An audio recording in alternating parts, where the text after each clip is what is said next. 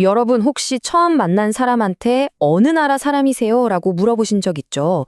우리가 너무나 당연하게 해왔던 이 질문이 조만간 완전히 무의미해진다면 어떨까요? 자, 바로 들어가 보죠. 오늘 살펴볼 문헌은 아주 소름 돋게 현실적인 미래 시나리오를 다루고 있습니다. 앞으로는 어느 플랫폼 쓰세요? 네, 바로 이 질문이 우리의 새로운 신분증이 될 거라는 거죠. 내 국적이 어디냐가 아니라 내가 매일 아침 눈을 떠서 잠들 때까지 어떤 플랫폼 안에서 살아가는지가 내 소속과 정체성을 결정짓는 세상 말입니다.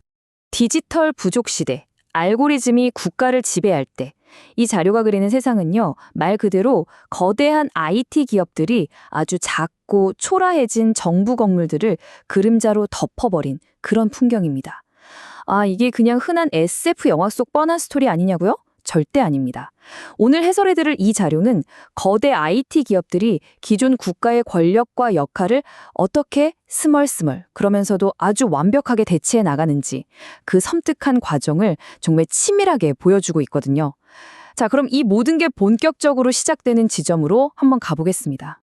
2037년입니다. 자료에서는 바로 이 시점을 조용한 장악이 일어나는 변곡점으로 꼽고 있어요. 이때쯤 되면 사람들은 더 이상 미국이 세냐, 중국이 세냐 이런 얘기 별로 안 합니다. 왜냐고요? 거대 IT 기업들이 각국 정부보다 훨씬 더 방대하고 내밀한 데이터를 쥐고 있다는 걸 다들 깨달아 버렸거든요. 진짜 생각해보면 소름 돋지 않나요? 우리가 돈을 어디에 쓰는지, 오늘 컨디션은 어떤지, 속으로 어떤 정치 성향을 가졌는지, 심지어 절친이랑 어떤 말투로 대화하는지, 기업의 알고리즘은 이미 그 어떤 정부기관보다도 우리를 더 깨트려 보고 있다는 겁니다. 그럼 이쯤에서 우리의 일상이 구체적으로 어떻게 변했는지 한번 볼까요? 아침에 일어나면 기업의 AI가 내 컨디션에 맞춰 일정을 싹 정리해 줍니다. 출근길 운전대? 당연히 기업의 AI 내비게이션이 잡고 있죠. 몸이 좀 안 좋아서 병원을 가도 의사 선생님 얼굴 보기 전에 기업의 의료 AI가 먼저 제 데이터를 쫙 훑고 진단을 내립니다. 여기서 자료가 던지는 핵심 포인트가 이거예요.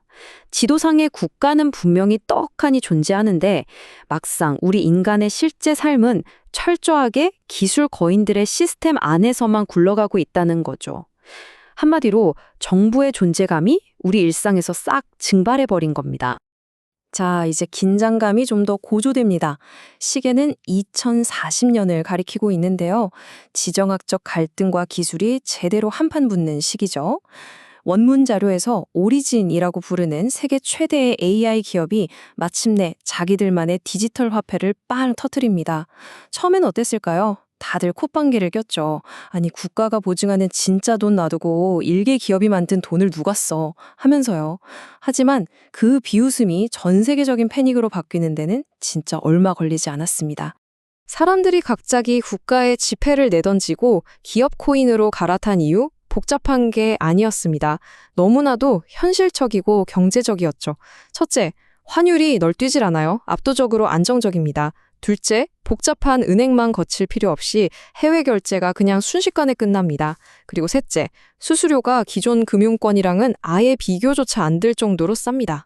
결과가 어땠겠어요? 완전 대박이 난 거죠. 평범한 시민들은 물론이고 심지어 경제력이 약한 작은 국가들마저 자기네 돈보다 이 기업 코인을 더 믿기 시작한 겁니다.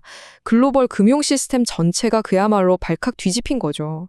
그리고 대망의 2042년, 국가 내 물리적 통제력이 완전히 박살나는 아주 충격적인 사건이 하나 터집니다.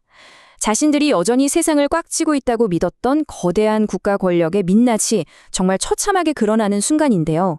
남미의 한 소국에서 엄청난 반정부 시위가 일어납니다. 정권이 덜컥 겁을 먹었죠. 그래서 어떻게 했느냐? 국가 권력을 총동원해서 시위대의 통신망을 다 끊어버립니다. 초강수 중에 초강수인 인터넷 전면 차단을 내린 거예요. 그런데 결과는 대실패였습니다.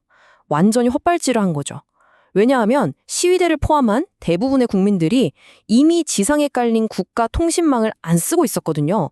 대신 저기 우주 공간에 떠 있는 기업의 위성망을 통해 자기들끼리 쌩쌩하게 소통하고 있었던 겁니다. 국가의 가장 절대적이고 무시무시한 명령이 저 구름 위 우주에 있는 기업의 인프라 앞에서는 그냥 종이 호랑이에 불과했던 거예요.